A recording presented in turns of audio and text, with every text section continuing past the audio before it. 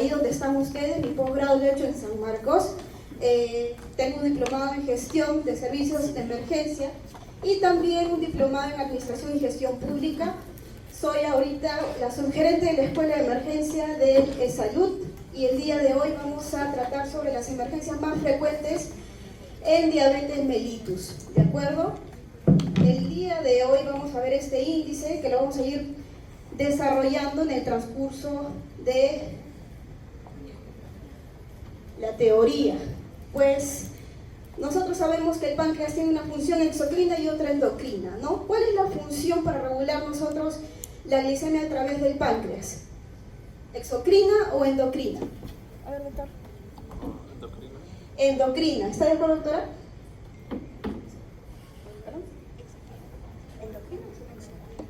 Endocrina. Ya, muy bien. ¿Qué hormonas va a secretar? ¿Qué sustancias secreta el páncreas? ¿Se acuerdan? A ver, nosotros para utilizar energía necesitamos absorber nuestros alimentos, ¿no? Nuestras grasas, los ácidos grasos, la glucosa, las proteínas, tenemos que degradarlas, ¿no? Para que a través de estas podamos formar ATP, ¿ya? Energía. Por lo tanto, el páncreas va a estar compuesto por dos tipos de tejidos, acá está, ¿no? Los acinos y los islotes de Langerhans, ¿no? En estos islotes vamos a encontrar a varias células, por ejemplo las células alfa, que se van a encargar de segregar glucagón, las células beta, donde acá hay una I porque segregan insulina, ¿ya? Y estas son las hormonas que se van a liberar en la circulación sanguínea. ¿Cuándo?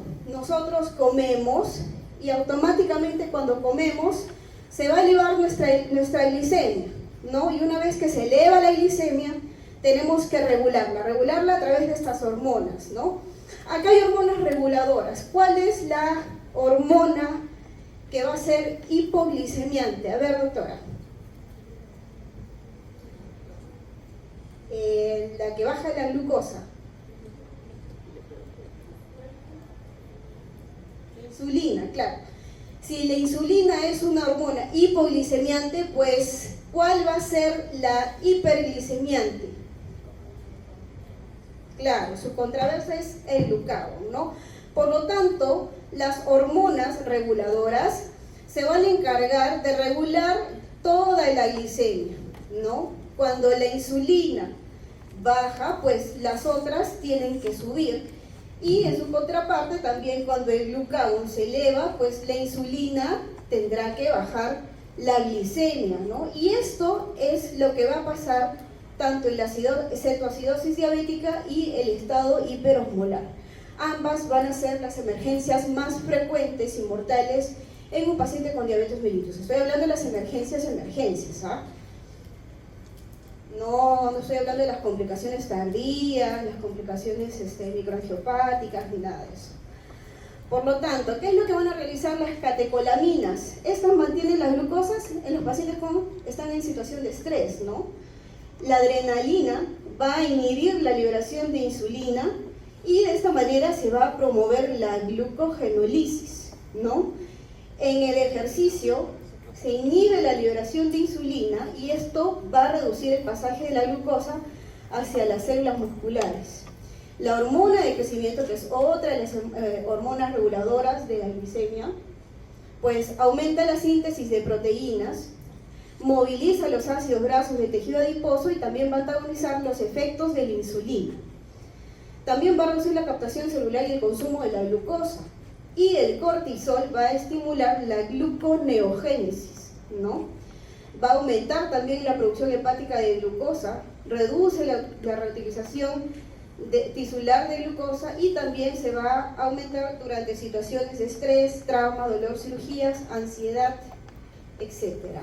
Por lo tanto, nosotros cuando comemos, los que yo les estaba comentando, ahí está nuestro amigo Pacman, que va a comer, va a aumentar la glucosa, esta glucosa se va a elevar en el torrente sanguíneo y una vez que la glucosa está elevada, pues ¿qué va a pasar?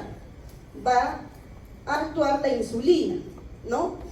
Entonces aumenta la secreción de insulina y este aumento de la secreción de insulina y van a ver que va a generar que se facilite el pasaje de la glucosa hacia los tejidos, ¿no? ¿Hacia qué tejidos? Hacia los tejidos que son insulinosensibles, por ejemplo, el músculo, el tejido adiposo, ¿no? Entonces, facilita, la insulina facilita este pasaje. Ahora, esta glucosa que ha entrado al torrente sanguíneo, 1/3 la vamos a utilizar y los otros 2/3 se van a almacenar en el hígado en forma de glucógeno o también en forma de grasas, generando los triglicéridos en las células adiposas o en los adipocitos. Entonces, la glucosa se utiliza y lo que no se utiliza, pues lo voy a almacenar. ¿Por qué lo voy a almacenar? Porque cuando yo no coma, pues voy a utilizar esto, ¿no? Entonces, para nosotros mantener los niveles de glucosa tenemos que generar esto, la glucogenólisis, la gluconeogénesis, para mantener los valores de glicemia dentro de los valores normales. ¿Y qué es la glucogenólisis? Pues, como dice, ¿no? Glucogenólisis va a degradar el glucógeno para de esta forma liberar glucosa, ¿no? Y la gluconeogénesis va a ser el nuevo síntesis de la glucosa, pero a partir de aminoácidos, de glicerol y de ácidos grasos. Por lo tanto, la función de la insulina va a estar determinado de acuerdo a esto, ¿no? Pues la insulina, como les dije, facilita el pasaje de la glucosa hacia los tejidos, ¿ya? Y que esto se almacene como glucógeno en el hígado. También inhibe que se vuelva a sintetizar glucosa a partir de aminoácidos, glicerol, etc. Y también inhibe el aumento de la síntesis de proteínas, ¿no? O la proteosíntesis, porque si no, va a seguir generando glucosa. Y lo que no quiere la insulina es que sigas generando glucosa, porque la insulina es hipoglicemiante. ¿Qué más hace la insulina? Pues impide la degradación de grasas y glucógeno por este mismo concepto, ¿no? Impide la lipólisis, ¿no? ¿Y el glucagón qué va a hacer? Pues en su contraparte. Aumenta la glucogenólisis, aumenta la gluconeogénesis, ¿ya? Promueve el transporte de aminoácidos al hígado y aumenta la lipólisis, a diferencia de la insulina. Ustedes se aprendan una de estas y el glucagón pues será lo diferente, porque esto sí va a entrar en el examen. Por lo tanto, ¿qué va a pasar en las alteraciones metabólicas tanto de carbohidratos, lípidos y proteínas? Pues a nivel de los carbohidratos, cuando no hay insulina, pues se va a disminuir la entrada y la utilización de la glucosa por estos tejidos que son insulinosensibles. Aumentará la glucogenólisis y aumentará la gluconeogénesis hepática, ¿no? Prácticamente todo lo que hace el glucagón. Los lípidos, aumentará la lipólisis, aumentarán los ácidos grasos libres y esto va a generar el aumento de la beta oxidación, generando la mayor producción de los cuerpos cetónicos. Y esto es uno de los principios por los que se rige la cetoacidosis diabética, la cetonemia. Entonces ya saben por qué se diferencia el estado hiperosmolar de la cetoacidosis, ¿no? En la cetoacidosis no hay insulina, a diferencia del estado hiperosmolar. Por eso en el estado hiperosmolar no se caracteriza por cetonemia. Lo que sí se caracteriza por cetonemia es la cetoacidosis, por esto, ¿no? Porque se aumenta la lipólisis, la beta-oxidación y el aumento de los cuerpos cetónicos. Y también disminuye la utilización periférica de los cuerpos cetónicos. Ya. Dentro de las proteínas, pues aumentará la proteólisis generando el aumento de la gluconeogénesis. Este cuadrito de acá sí les va a servir especialmente esta parte de acá. Ya esto sí lo tienen que revisar. Entonces, lo que les comentaba es que, bueno, hay un montón de emergencias que son frecuentes en los pacientes diabéticos. Paciente diabético, adulto, mayor, que lo vean con un trastorno en el tema de la glucosa, pues siempre hay que buscarle la causa, ya sean fármacos, infecciones, traumas, inflamación, ¿ya? Porque no es lo mismo tratar una hipoglicemia en un paciente diabético que tratarla en un paciente que es diabético, porque es más recurrente, ¿no? Y es más mortal. En cambio, normalmente los pacientes que no son diabéticos y tienen hipoglicemia, pues lo más frecuente es que esté relacionado a un fármaco. ¿Qué es la hipoglicemia? Acá les he puesto textual, como les piden en su examen, ¿no? Todo aquel episodio con concentración anormalmente baja, para unos menos de 70 y otros menos de 75, tomemos de punto de corte para lo que son cuestiones académicas menos de 70, de la glucosa que expone al individuo a un daño potencial. ¿Por qué? Porque hay algunos tejidos, como les estamos conversando, que utilizan glucosa, utilizan oxígeno, y si eso baja, pues se van a morir, ¿no? Una de ellas son las neuronas. Si las neuronas no tienen glucosa, pues va a haber alteraciones en el estado mental. El paciente se va a dormir porque no están comiendo, le falta glucosa, como ustedes, que se duermen. Ahora, ¿qué va a generar también? Hipoglicemia, cuando le damos tratamiento, va a generar esta triada de Wiggle, ¿no? Mejoría con el tratamiento, síntomas neuroglucopénicos y la historia de la hipoglicemia. Pues vamos a clasificar a esta hipoglicemia dentro de leve, moderada y severa. La hipoglicemia leve, que era lo que estábamos conversando, es una glucosa menos de 70 y mayor de 54. Y una leve será obviamente menos de 54. Ahora, no hay un punto de corte para la hipoglicemia severa. Ojo con eso, esto sí también está dentro del examen.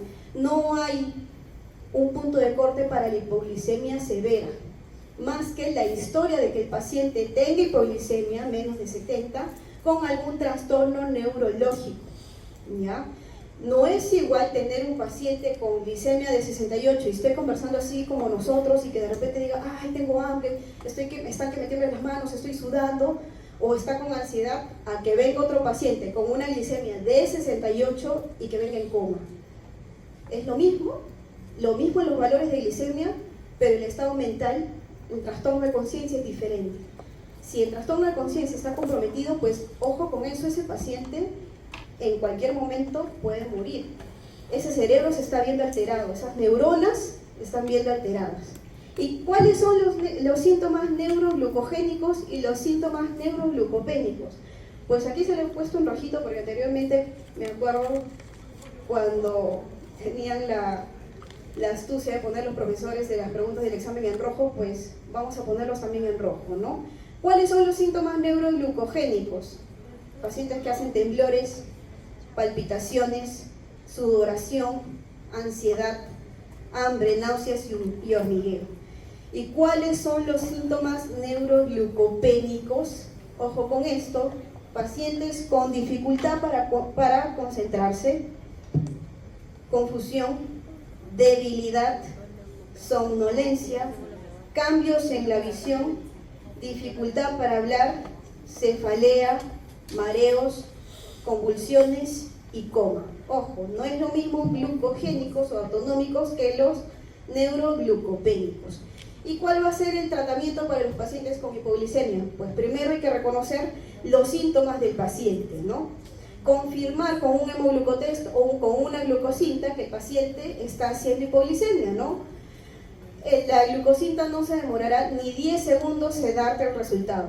Ahora, si ustedes están en triaje, porque ya han llevado la clase de triaje, hay algunos que tienen la posibilidad de tomarle la glucosinta al costado del paciente, pero tienen que saber cómo tomar o cómo utilizar el glucómetro. No todos saben utilizar el glucómetro, ¿ya? Así que lo primero que tienen que hacer cuando lleguen a un área es saber utilizar todas las cosas que tengan ahí. Y de ahí lo vamos a clasificar en leve, moderado y severo. ¿Para qué? Para darle el tratamiento.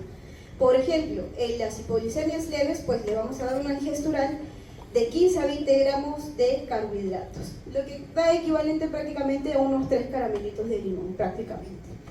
Si tienes un paciente con una hipoglicemia leve, pues le darás 20 gramos, lo revalores en 15 minutos para ver si hay necesidad de volver a darle otra dosis.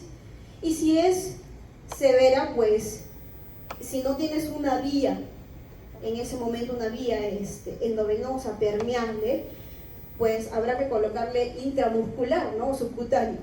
¿Qué le vamos a colocar? Pues le pondremos glucagón. Ahora en el Perú hay glucagón, no. ¿Qué le damos a los pacientes? Pues le damos dextrosa en altas concentraciones, dextrosa al 10%, dextrosa al 33%, que equivalen prácticamente a 4 ampollas y media de dextrosa al 33% que se ponen endovenoso en bolo ¿ya? Pero para eso tienes que enviarle al paciente inmediatamente a la sala de reanimación o de shock trauma para que la licenciada le coloque inmediatamente una vía endovenosa permeable, ¿no? Una vez que el paciente restituyó su glucosa, se despertó porque estaba obviamente dormido, pues en ese momento le colocarán una infusión de dextrosa al 10%, que es en menor cantidad, para sacarle laboratorios, ver por qué se descompensó y más o menos en 1 o 2 horas se volverá a reevaluar con los resultados. Pero por lo menos lo liberaste de la emergencia, que era la hipoglicemia, ¿no? Porque ese paciente definitivamente no lo vas a pasar al tópico con una glicemia en 33. Si está con una glicemia en 33 y esperas el tópico, pues al momento que lo reevalúes vas a reevaluar un paciente cadáver. Ahora, vamos a empezar con el tema de la cetoacidosis. La cetoacidosis es una de las complicaciones de la diabetes mellitus cuando ésta se ve alterada por las causas que hemos conversado. Normalmente la cetoacidosis se da en horas a días y con mayor frecuencia es el debut de los pacientes con diabetes mellitus tipo 1. ¿Qué es lo que va a ocurrir acá? Acá va a ocurrir la ausencia de insulina, ¿no? Y acá era donde yo les conversaba que es lo diferente en el estado hiperosmolar, que el estado hiperosmolar prácticamente es una deshidratación severa, pues en la cetoacidosis no hay insulina. Y si no hay insulina, pues esa glucosa se va a disparar, va a generar aumento de la glicemia, va a generar deshidratación, va a generar diuresis osmótica y eso va a generar cambios hidroelectrolíticos y acidosis metabólica. Y eso forma parte de los criterios de la cetoacidosis diabética. También les he puesto otra triada, que es la triada de la cetoacidosis. Vamos a encontrar hiperglicemia en el paciente, cetonemia en el paciente y, bueno, me equivoqué, acá no es acidosis, es acidosis metabólica. ¿Cuáles van a ser los factores desencadenantes? Pues los factores desencadenantes van a ser principalmente las infecciones. Paciente diabético que viene con cetoacidosis diabética, estado hiperosmolar o hipoglicemia o hiperglicemia en su defecto, tiene que examinarlo de pies a cabeza. Puede ser una otitis media aguda supurada y nadie se va a dar cuenta. Pie diabético infectado, todo el mundo lo puede ver, le levanta las sábanas, apesta a carne podrida, disculpen, pero así es la verdad, apesta horrible, ¿ya? ¿Qué más pueden tener? Infecciones urinarias e infecciones respiratorias. Pero la fasciitis de Fournier, ¿se acuerdan de esa fasciitis? ¿No? En los genitales, pues los pacientes postrados también pueden generar ese trastorno y nadie se dio cuenta, nadie le abrió el pañal ni nada. Entonces examinen bien a sus pacientes, en paciente diabético especialmente, que es postrado encima, que no habla o está séptico, obviamente va a tener trastorno de conciencia y no vamos a saber qué es lo que tiene. Pues hay que descartar las infecciones. A la cabeza, urinarias en la cetoacidosis diabética, urinarias, respiratorias, tejidos blandos, pie diabético, neumonías. ¿Qué va a generar acá? Deficiencia de insulina. Otro paciente que también puede hacer cetoacidosis diabética, infarto agudo de miocardio, paciente que viene con una cetoacidosis diabética, mujer con dolor en epigastrio, hay que sacarle un electrocardiograma de pared inferior, 2, 3 y ABF, infarto de cara inferior. Ya en pacientes mujeres, el dolor atípico no se vayan a olvidar, peor si son diabéticas. Infarto de miocardio en cetoacidosis diabética. Pacientes con pancreatitis, ¿no?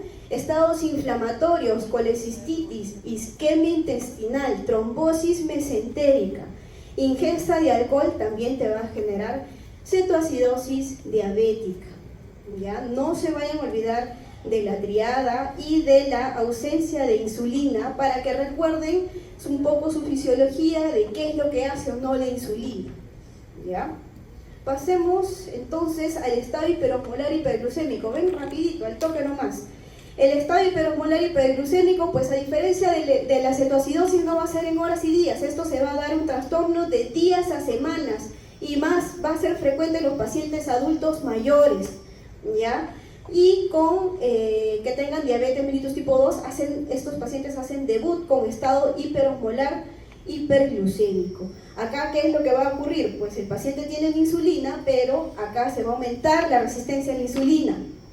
Y también hay una ingesta excesiva de hidratos de carbono. Por lo tanto, los pacientes con diabetes mellitus tipo 2, ya los varones obesos que están en la edad así entre 30 y 32 años, debutan bastante con esto, hiperosmolar, no con cetoacidosis diabética. Ya más adultos es frecuente en los adultos mayores, pero el paciente que tiene una ingesta excesiva de hidratos de carbono, esos pacientes obesos, debutan con estado hiperosmolar. ¿Qué factores van a ser desencadenantes en este cuadro? Infecciones también, en la cetoacidosis eran más frecuentes las infecciones urinarias, pues acá van a ser más frecuentes las neumonías. Pacientes con infarto también, pacientes con trauma, más frecuentes pacientes con TEC. También los pacientes que tienen un adecuado aporte de líquidos con alteraciones en el mecanismo de la sed. Por lo tanto, este estado de deshidratación severa va a generar hiperglicemia más de 600, 700 va a tener el paciente. Osmolaridad plasmática aumentada. ¿Esto qué va a generar? Que el paciente tenga tendencia a la trombosis. Ustedes tienen un paciente con estado hiperosmolar hiperglucémico, aparte de hidratarlo, corregirle los electrolitos, darle bicarbonato, ¿qué es lo que más le van a dar? Le van a colocar enoxaparina subcutánea, ya, para evitar que el paciente haga trombosis. Ya, esto sí también es pregunta de examen de residentado, no del examen de acá de la facultad. Ahora, ¿cuáles van a ser los criterios diagnósticos? Pues para la cetoacidosis diabética también hay estados según la severidad del paciente. Obviamente, para ustedes es necesario que se aprendan lo mínimo, ya que es reconocer una cetoacidosis diabética y diferenciarlo de un estado hiperosmolar. Tanto en la cetoacidosis diabética como en el estado hiperosmolar va a haber una hiperglicemia, como le hemos comentado, una glicemia más de 250 y más de 600 en el estado hiperosmolar. ¿Ya ven? Acá hay una deshidratación severa. El pH en la cetoacidosis pues va a estar disminuido, ¿no? Porque una de sus triadas es la acidosis metabólica en la cetoacidosis diabética. Y en el estado hiperosmolar pues está normal, está más de 7.3. El bicarbonato, como parte de la acidosis metabólica que tiene la cetoacidosis, pues va a estar en menos de 18 y en más de 18 en el estado hiperosmolar. Las cetonas van a ser positivas en la cetoacidosis, ¿por qué? Porque ya les dije que en la cetoacidosis no hay insulina, y si no hay insulina, pues va a aumentar la beta-oxidación de los lípidos y eso va a generar cetonemia, ¿no? Aumento de esos cetoácidos. Y en el estado hiperosmolar, pues las cetonas van a estar negativas. ¿Qué va a estar positiva en el estado hiperosmolar? Pues la osmolaridad efectiva, ¿no? En cambio, la cetoacidosis puede ser variable. El anion gap elevado en el estado hiperosmolar no necesariamente. Y los signos y los síntomas que podemos encontrar también van a ser importantes porque en el estado hiperosmolar van a ser uno de sus criterios diagnósticos más importantes, que es el estado neurológico, ¿no? El estupor o coma y la deshidratación severa son los criterios diagnósticos para el estado hiperosmolar. Estado hiperosmolar, hiperglicemia más de 600, aumento de la osmolaridad efectiva, estupor o coma, trastorno de conciencia. Ya podemos encontrar todo lo demás, pero esto va a ser diagnóstico. Y en la cetoacidosis diabética sí puede haber hiperglicemia, pero recuerden que en el estado hiperosmolar es mucho más, ¿ya? Hay cetoacidosis, hay acidosis metabólica con cetonas positivas. Y ojo, acá no lo he puesto en rojito, pero también vamos a tener un paciente con respiración de Kussmaul, esa respiración acidótica tratando de compensar esa acidosis metabólica. ¿De acuerdo? Miren, náuseas, vómitos, dolor abdominal.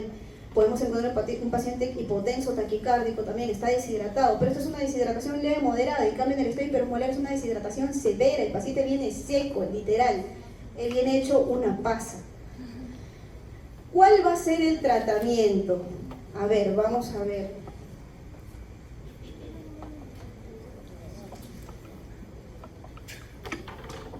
Ya.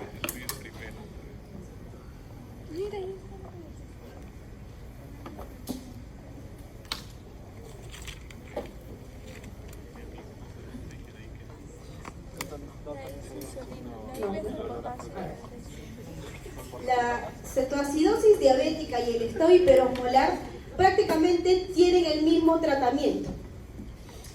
Primero es tratar la hiperglicemia.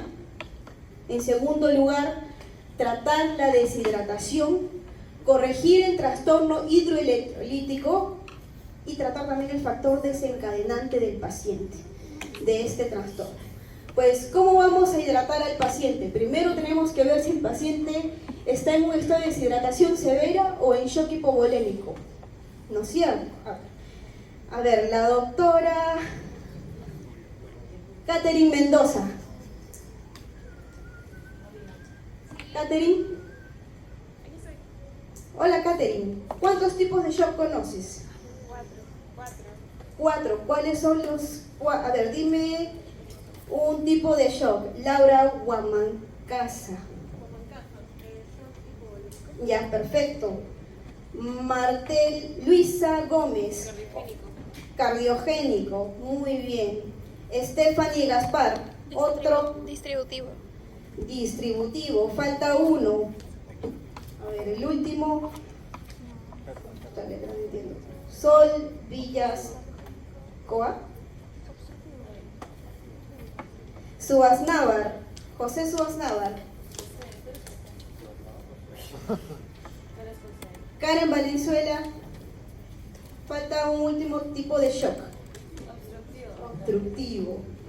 Pues este paciente, ¿qué tipo de shock va a tener? Si es una deshidratación severa, es un shock hipovolémico, ¿no? Pues, ¿qué le vamos a dar? Le vamos a poner su agüita.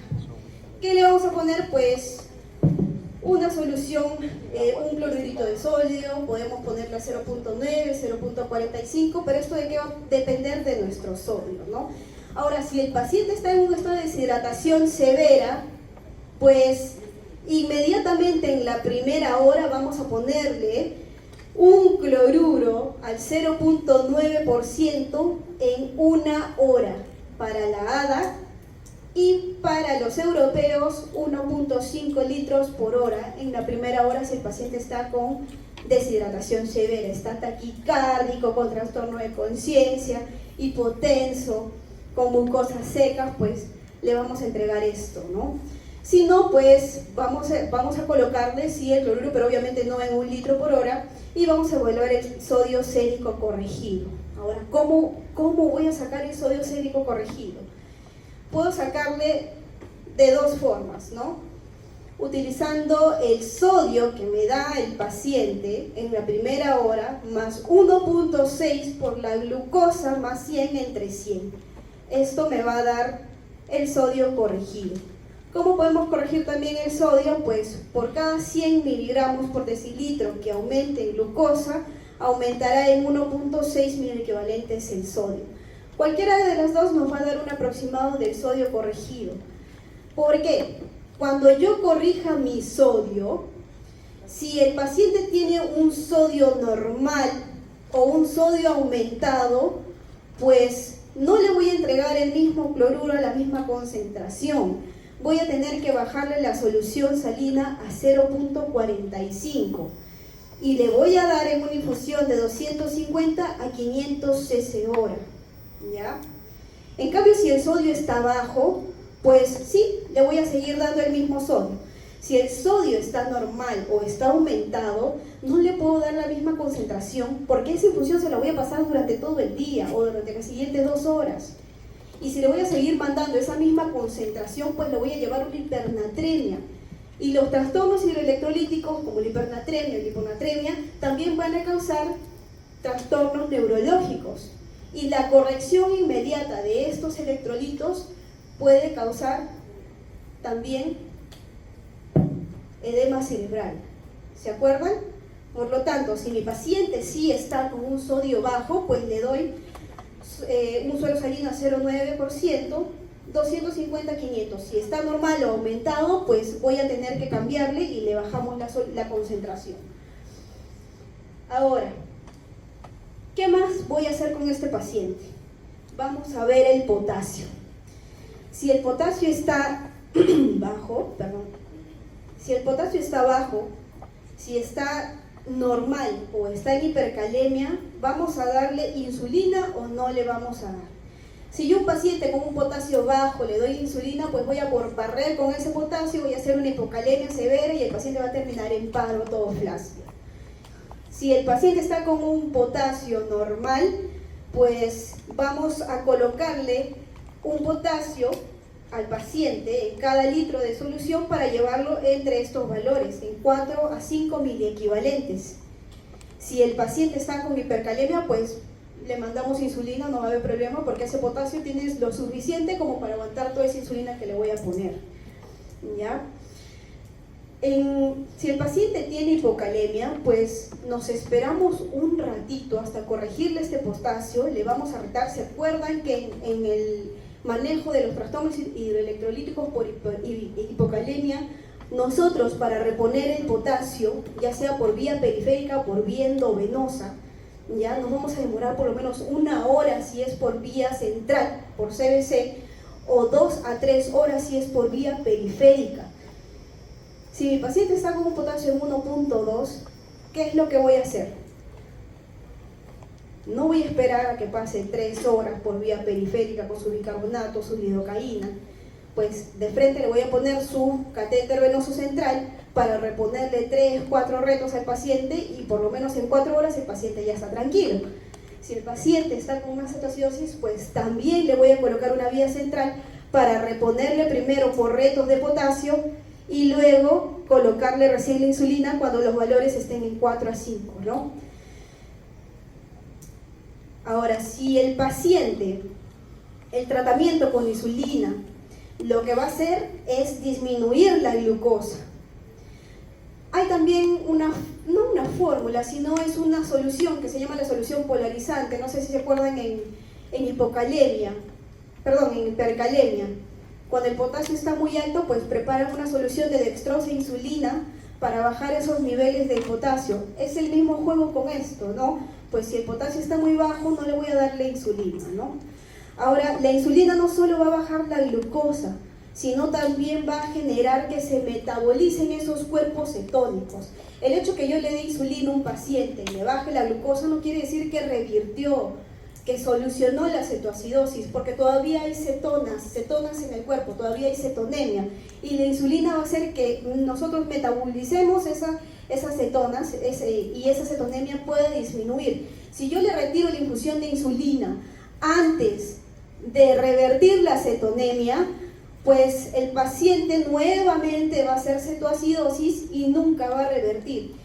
Y lo ideal que un paciente con cetoacidosis diabética para revertir o para corregirlo debe ser entre las 12 a 24 horas. Si el paciente se demora más de 48 horas en revertir esa cetoacidosis diabética o ese estado hiperosmolar, pues lo estamos manejando mal. Y la culpa no es del paciente, la culpa es de nosotros. ¿Ya? Pues, ¿qué le voy a dar al paciente si tiene buenos niveles de potasio? Le voy a dar insulina. ¿Cómo le voy a dar insulina? 0.1 unidades por kilo endovenoso en bolo y luego le vamos a dar la misma dosis de 0.1 en infusión. Y si no le quiero poner el bolo y le quiero poner de frente la infusión, pues le voy a colocar 0.14 unidades por kilo endovenoso en infusión. A ver,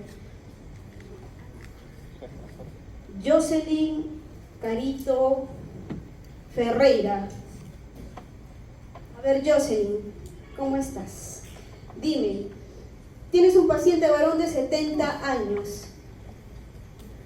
¿Cuánto le vas a colocar endovenoso en bolo de insulina?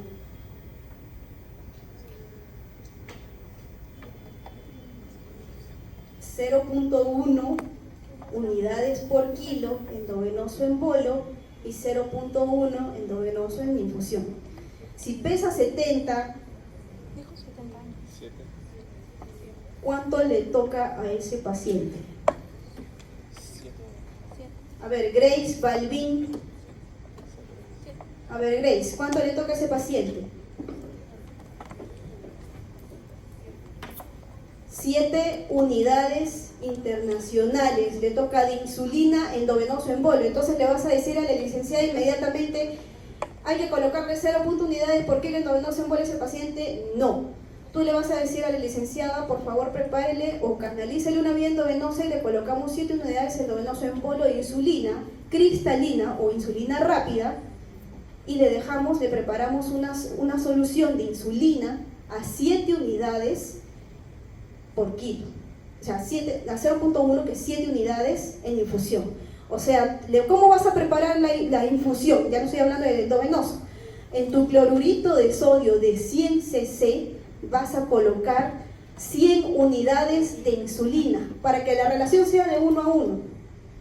¿Sí? ¿Me entienden? En un clorurito de 100 mililitros voy a colocar 100 unidades de insulina, que prácticamente es un frasco.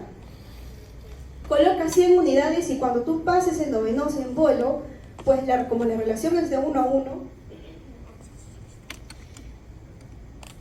pues le van a colocar al paciente a 7 cc hora. Ahí le están entregando al paciente 7 unidades de insulina por hora. ¿Me entendieron? Si el paciente pesa 80, pues no será 7 unidades, será 8 unidades endovenoso en bolo y 8 cc hora en infusión de insulina. Igual sería lo mismo si le vamos a poner de frente la infusión, no va a ser a 0.1, sino va a ser a 0.14 unidades por kilo endovenoso en infusión. Eso sí ya se los dejo para que ustedes lo calculen. Pero más o menos me entendieron, ¿no? ¿Cómo le van a colocar endovenoso en bolo al paciente? ¿Sí? Ya. Ahora, si la glicemia es menos de 200 para los americanos, ¿ya? O menos de 300 en un estado hipermolar después que lo han hidratado y le han colocado la insulina, pues ya empezaremos a cambiarle al paciente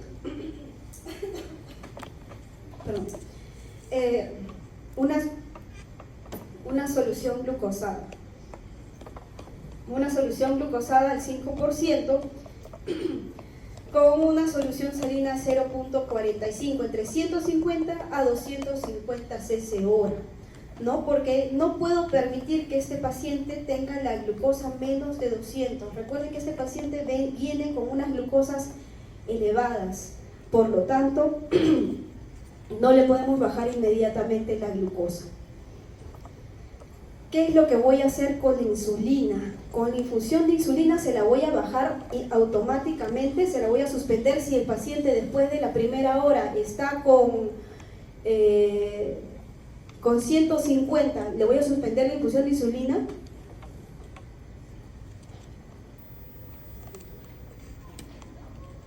¿Dónde está Sol Villescas? Villesecas. ¿Qué es lo que vas a hacer con esa infusión de insulina? ¿Se la suspendes si está en 150? Rivera Rubio María Fernanda. Qué bonita tu letra. ¿Qué haces con la insulina? ¿Se la suspendes? No, exacto, no se la suspende porque el paciente sigue con cetonemia.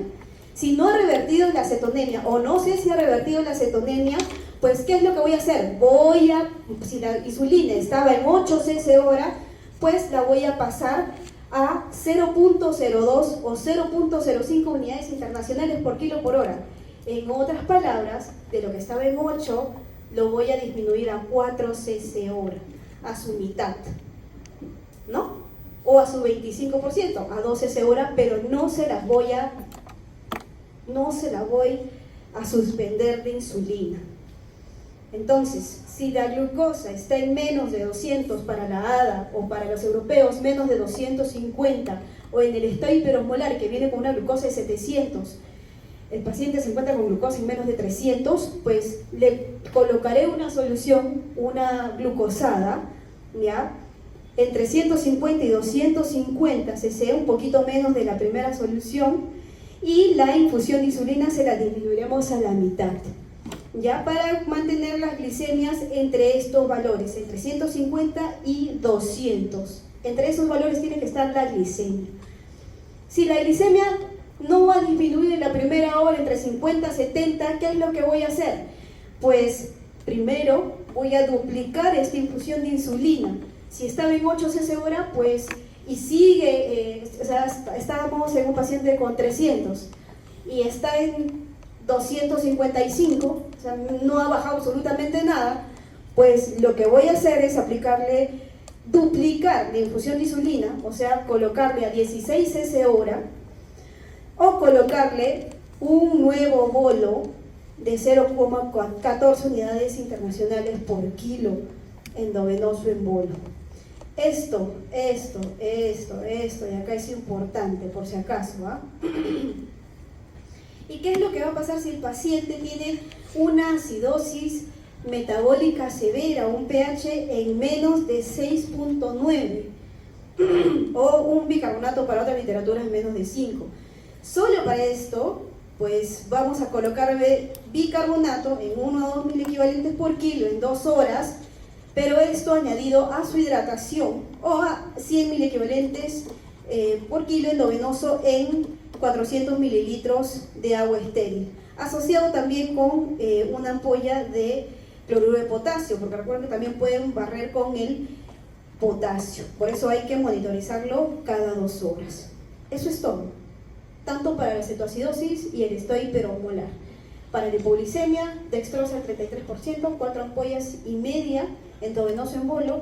Para el estado hiperosmolar y cetoacidosis diabética, hidratación primero, siempre hidratación para corregir el sodio y colocarle la demás después de la primera hora, y valorar tanto la glicemia, el potasio, ¿ya? Y ver los valores de insulina también, cómo les voy a colocar, si los voy a colocar en bolo o en infusión. Estos valores son fáciles de aprender, ¿ya? Entonces, ¿cómo voy a saber si el paciente resolvió o no resolvió? Pues para la cetoacidosis diabética, que tenga unos valores de glucosa menos de 200, un pH más de 7.3, un bicarbonato en 15 y la desaparición de los cuerpos cetónicos, ¿ya? Para otros también les sirve el anion gap. Y para el estado hiperosmolar, la osmolaridad normal, que esté en menos de 315, y la normalización del estado mental. Ahora, esto es un proceso dinámico, hay que valorar al paciente cada 2 horas, cada hora si es posible, si la hipoglicemia, si la hiperglicemia es severa, o el estado del pH. El pH nos va a ayudar bastante. Recuerden que el pH tiene valores incompatibles con la vida, ¿ya? Una vez que haya resuelto, pues vamos a iniciar la dieta. Le suspenderemos la insulina endovenosa en infusión, pero 2 horas antes de iniciarle la insulina subcutánea, tengo que haberle suspendido la insulina endovenosa. O sea, nosotros estamos pasándole la infusión endovenosa y ya está en 2 cc y luego ya está en 1 cc y ya le quiero suspender completamente, y más o menos estoy calculando que para las 2 de la tarde le voy a suspender, pues al mediodía ya debo haberle iniciado la insulina subcutánea, porque me va a servir como reserva para controlar con esa subcutánea la glucosa del paciente. Eso de acuerdo a los valores que hemos tomado de toda la infusión que le hemos dado al paciente de la insulina, pues ahí vamos a determinar los valores de la insulina subcutánea que les vamos a colocar.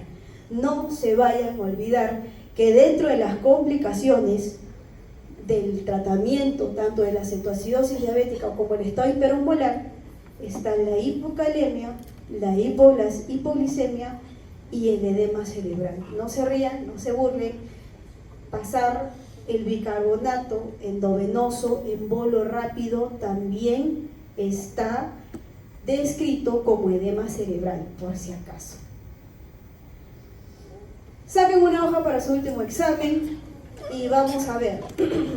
Paciente mujer de 44 años con antecedente de diabetes mellitus, ingresa por cuadro de malestar general, fiebre, náuseas, vómitos, sudoración, mucosas secas, taquicardia, tiempo de enfermedad 2 días, impresión diagnóstica. A ver.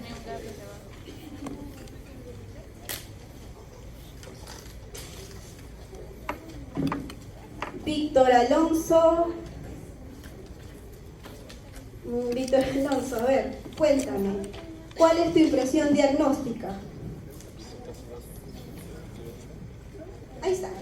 A ver, tienes una paciente mujer de 44 años. Es diabética, viene por malestar general, fiebre, náuseas, vómitos, sudoración. ¿Qué estarías pensando por ahí? Mucosas secas, taquicárdicas, tiempo de enfermedad de días, 2 días, es un tiempo de enfermedad rápido, ¿ya?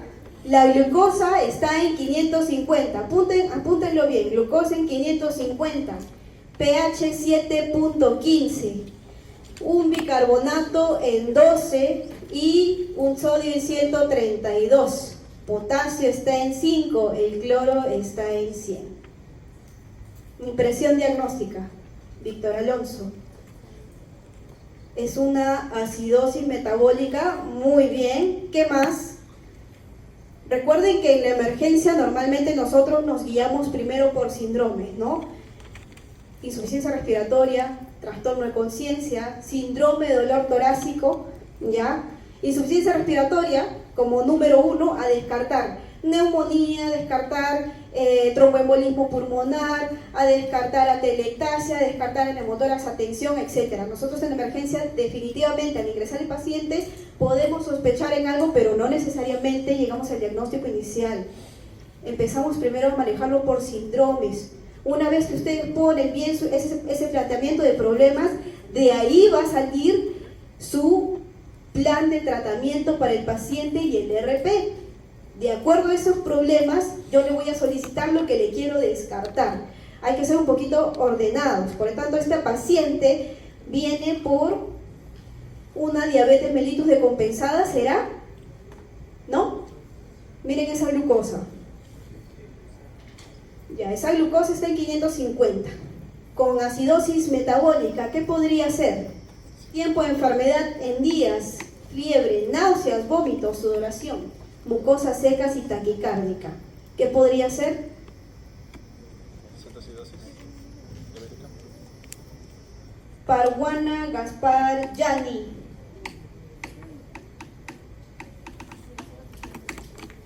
¿Qué diagnóstico? Diabetes mellitus descompensada, ¿con qué? ¿Está hipermolar, hiperglicemia, hipoglicemia, cetoacidosis? ¿Qué es? Cetoacidosis diabética, de acuerdo. Como segunda impresión diagnóstica, ¿qué más tienen? Salazar Hoyos. Salazar Hoyos, Edwin. ¿Qué más? ¿Qué más le estás viendo a este paciente? Es una diabetes mellitus descompensada, con una cetoacidosis diabética. ¿Por qué? No lo sé. ¿Cuál sería tu segundo diagnóstico o impresión diagnóstica? ¿Qué síndrome tienes ahí? Síndrome nauseoso, síndrome febril, ¿no? Es deshidratación, muy bien. ¿Estará en shock o no está en shock? Está en shock, está taquicárdica. Y la glucosa está alta, por lo tanto este paciente es una cetoacidosis diabética. Creo que todos estamos de acuerdo con eso, ¿no? ¿Qué le van a colocar en el RP? Como número 1, hidratación. ¿Con cuánto? Si está en shock o hipovolémico o deshidratación severa, cristaloides, reanimación hídrica a 1 litro por hora. Por lo tanto van a poner ahí cloruro de sodio al 0,9%, 1000 cc, le van a decir hay que pasarle 1 litro en 1 hora a la licenciada. ¿Por qué? Porque el paciente está en shock hipovolémico. Muy bien. ¿Qué más le van a colocar a ese paciente?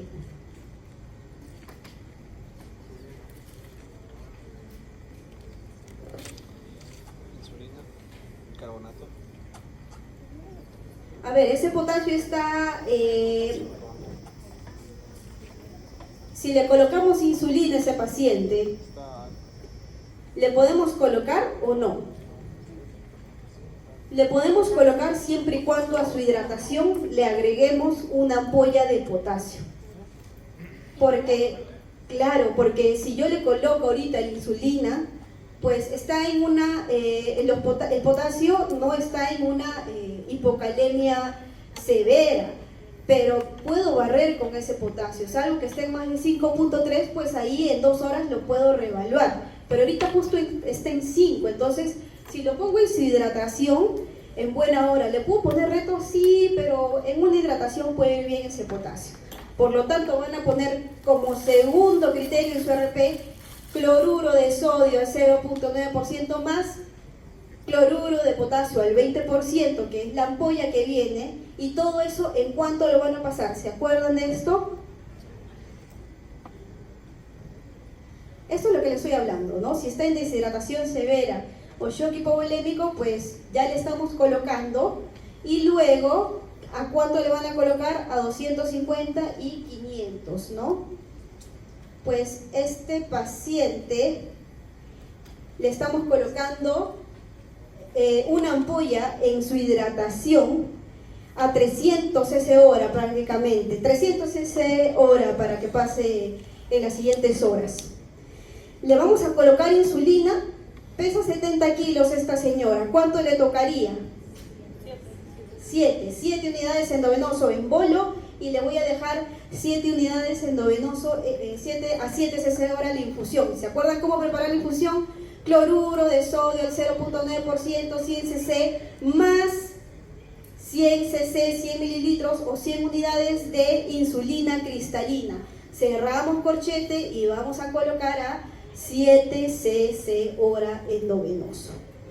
Muy bien, estamos bien. O podríamos colocarle 70, que es su peso, por 0.14 para empezar con la infusión de frente. Aprendámonos primero endovenoso el bolo y luego la infusión, que es 0.1, y es fácil. Luego de esto, ¿qué le vamos a colocar al paciente?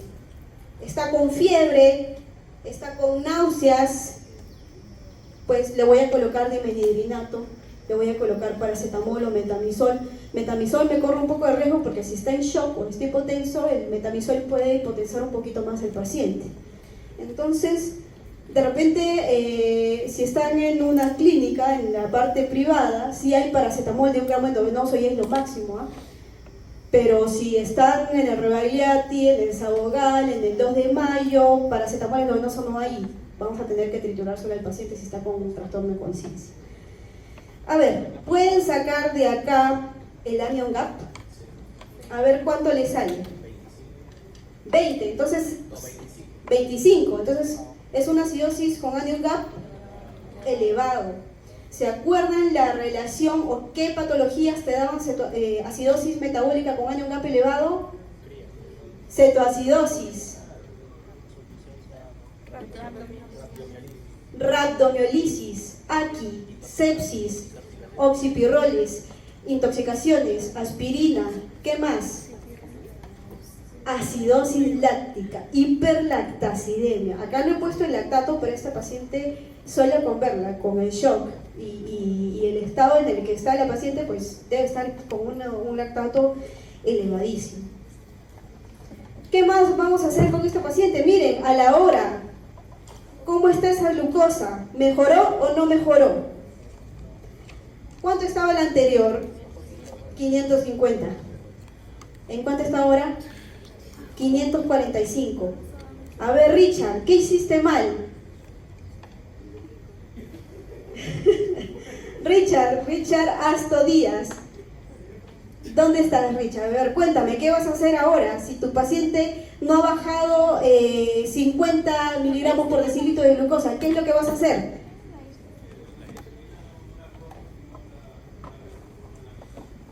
Le doblas la insulina. Ya, excelente, 14 cc hora, muy bien. Mira, porque acá, ¿qué pasó? Si la glicemia no disminuye entre 50 y 70 en la primera hora o el 10% de tu primera de la basal, pues, ¿qué es lo que vas a hacer? Le vamos a duplicar la insulina en infusión o le vamos a colocar en 0.14 endovenoso en bolo. Pues hagan lo que ustedes quieran, pero miren, a la hora va a estar en 545. La paciente ha revertido después de una hora, no. ¿Qué pasó con el pH? Pues se fue bien abajo, está más ácido. Y ese bicarbonato está cayendo. Por lo tanto, esta paciente se está comprometiendo mucho más. ¿Qué vamos a hacer? ¿Qué vas a hacer, Wilfredo? Wilfredo, a ver Wilfredo, ¿qué vas a hacer? Vas a corregir el bicarbonato. Ya. ¿Cómo vas a corregir el bicarbonato? No se olviden. Ya, a ver, corrige el bicarbonato. ¿Cómo vas a corregir el bicarbonato?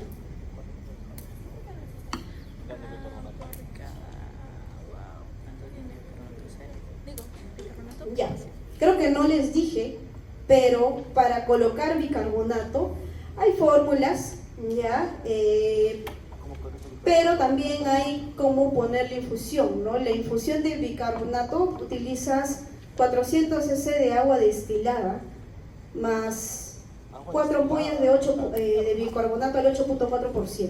Así viene la concentración de bicarbonato al 8.4%. Le vamos a colocar 4 ampollas y las vamos a diluir en agua destilada. De esa forma vamos a tratar de corregir el bicarbonato. Pero se están olvidando de algo. Ya pasó la primera hora. Ya debe haber salido algunos de sus electrolitos.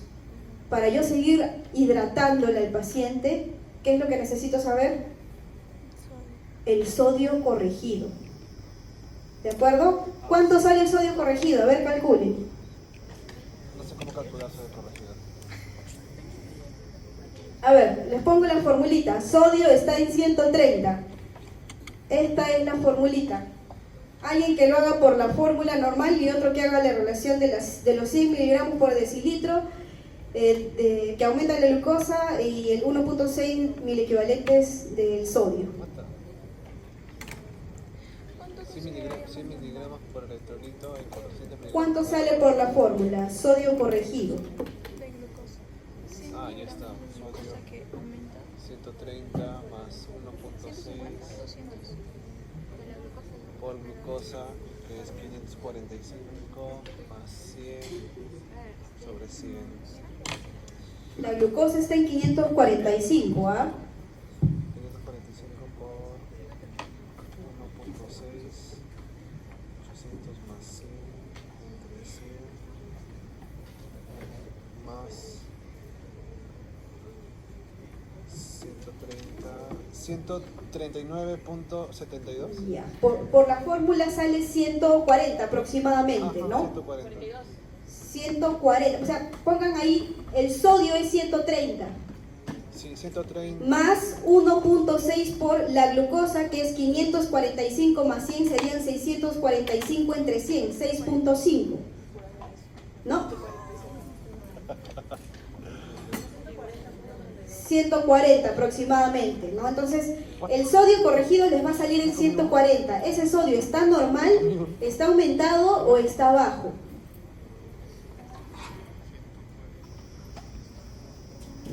Ese sodio está normal. ¿Qué van a hacer con ese paciente? Me he comido uno, ¿dónde? ¿Qué van a hacer con ese paciente? Pues le van a colocar una solución salina al 0.45. Se fue, ya, volvió. 0.45 entre 250 o 500. Un punto de corte que yo uso para no estar acordándome del 250 y 500 es pasarle 360 en dos en infusión. Por lo tanto, ya corrigieron el sodio que está en 140, ¿no? Entonces vamos a corregirle y le vamos a colocar una solución de ¿cuánto? 0.45 o 0.9. ¿Cuáles son los valores normales del sodio? Son 100, 110. 145. 135, 145. ¿Cuántos son los valores normales del potasio? 3.5 al 5.5.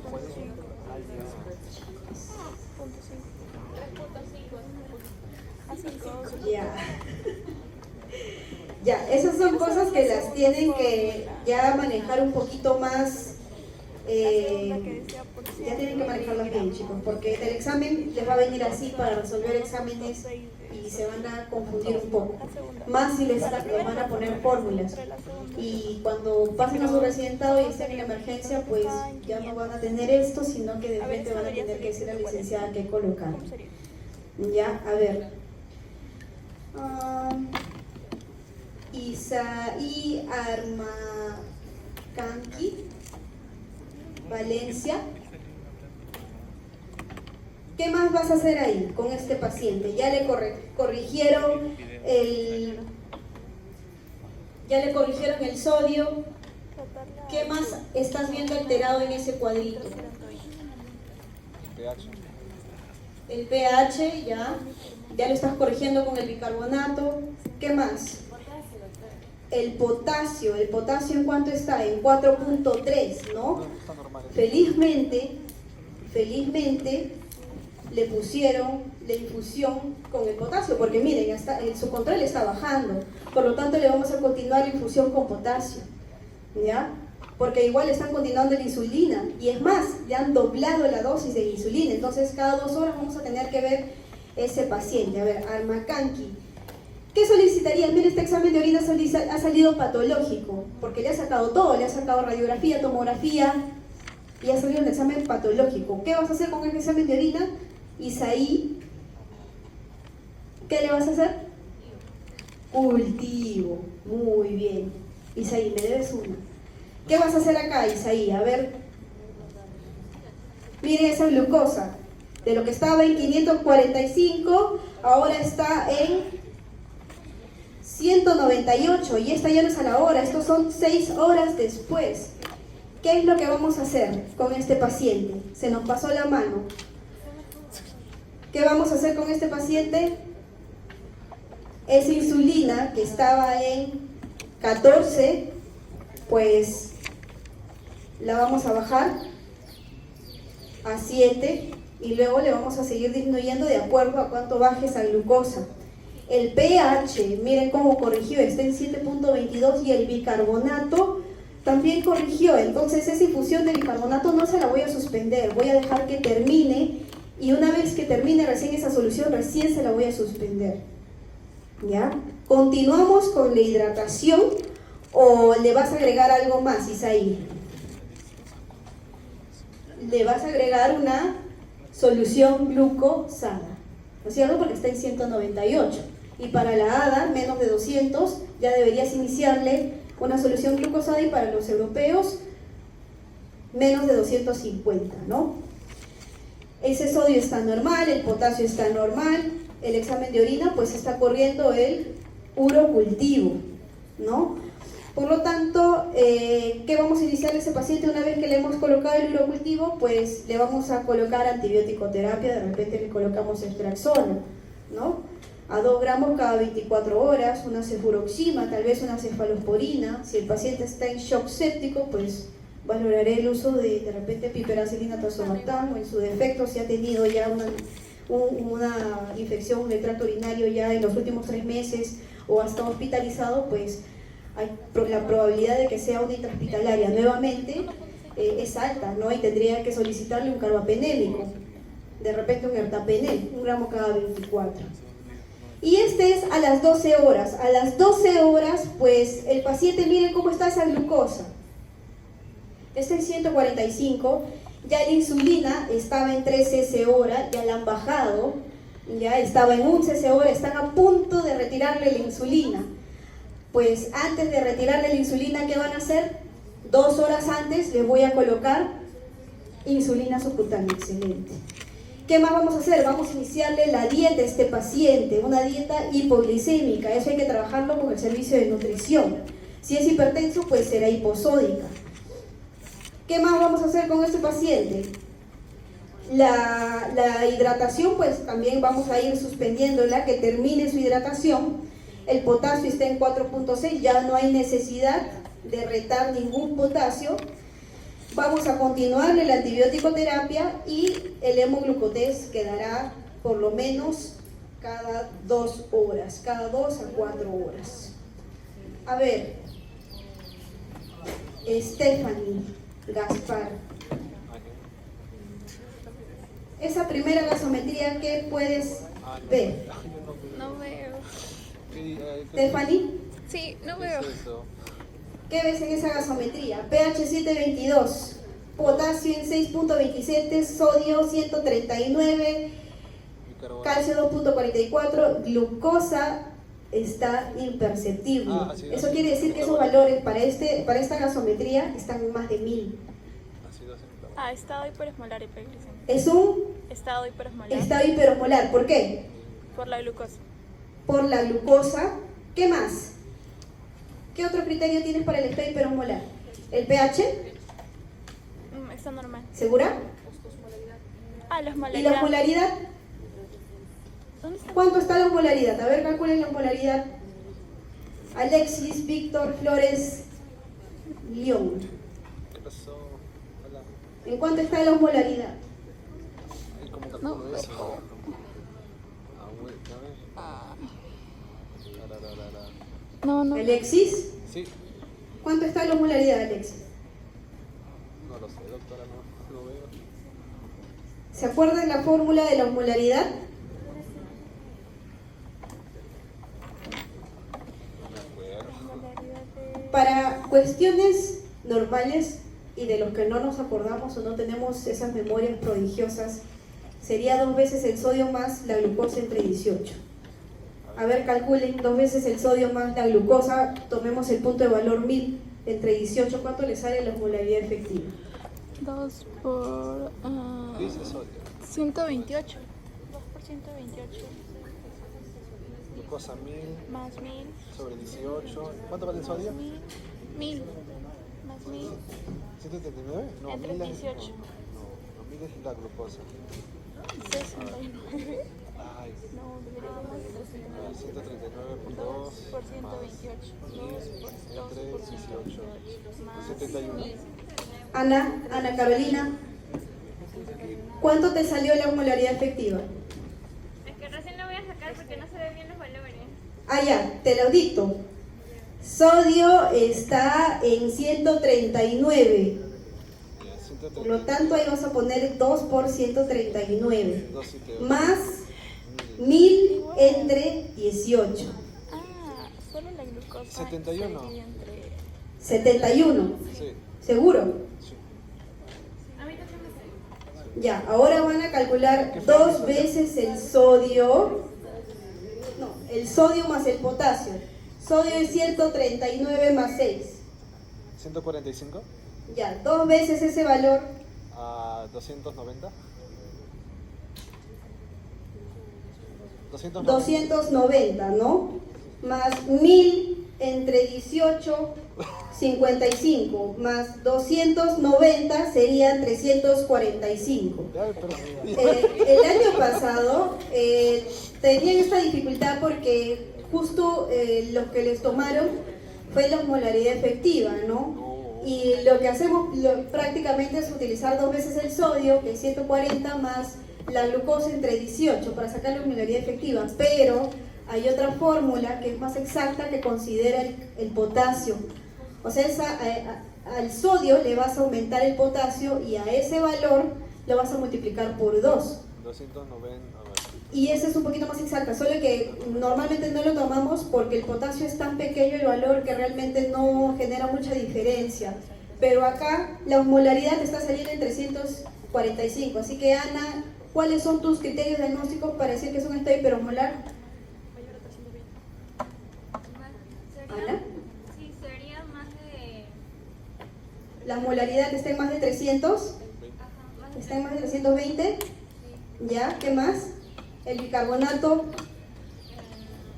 tiene algo que ver, te faltarían los criterios clínicos, ¿no?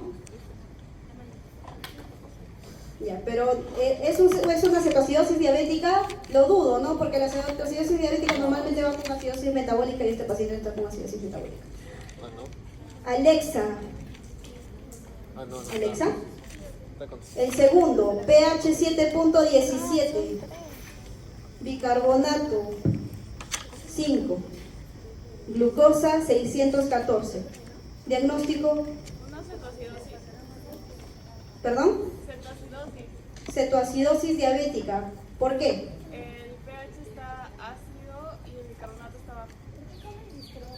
Está bien, excelente. Y la glucosa está en más de 250. Ricardo,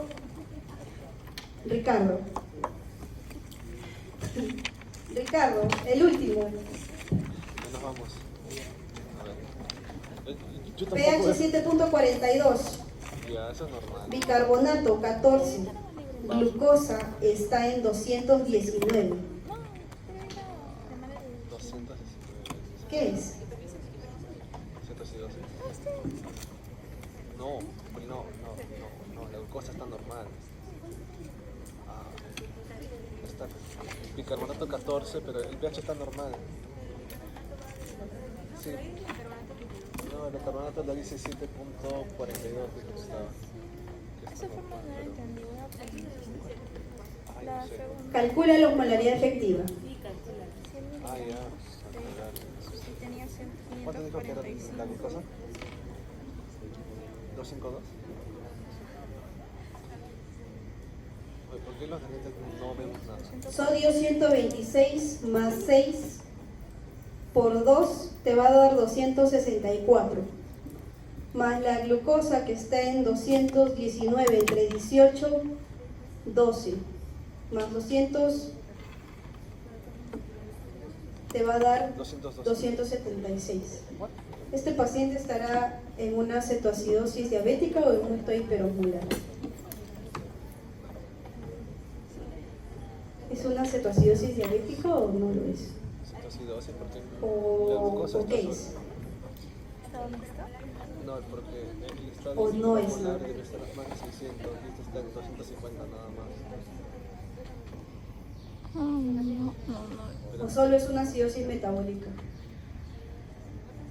¿O una acidosis respiratoria? ¿Qué dice Robin? Pero no puede ser un ácido. ¿Robin? Sí se puede. ¿Qué crees que es? Porque el pecho está normal. El pecho está en 7. ¿Es o no es? Pero Porque no todos los pacientes diabéticos de repente vienen así, de repente solo vienen con hiperglicemia, ¿no? 42. ¿Tiene criterios para cetoacidosis diabética? no, Ya. ¿Tiene criterios para estado hiperosmolar?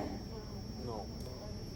Ya. Si es un paciente que no viene con trastorno de conciencia ni nada por el estilo, pero es un paciente renal, ¿es justificable esta gasometría? Sí es justificable, ¿no? Porque los pacientes renales tienden a hacer hipercalemia y acidosis metabólica. Y una acidosis metabólica refractaria al tratamiento y una hipercalemia refractaria al tratamiento en un paciente renal estadio 4 o 5 ya es criterio para hemodiálisis de urgencia. Y eso ya lo van a ver posteriormente. ¿Ya? Muy bien, chicos, con eso sería todo por hoy, por lo menos conmigo. Cuídense mucho, hasta otra oportunidad. Gracias, chicos, vayan nomás. Estudien para su examen por si acaso todo viene en las diapositivas. Azúcar.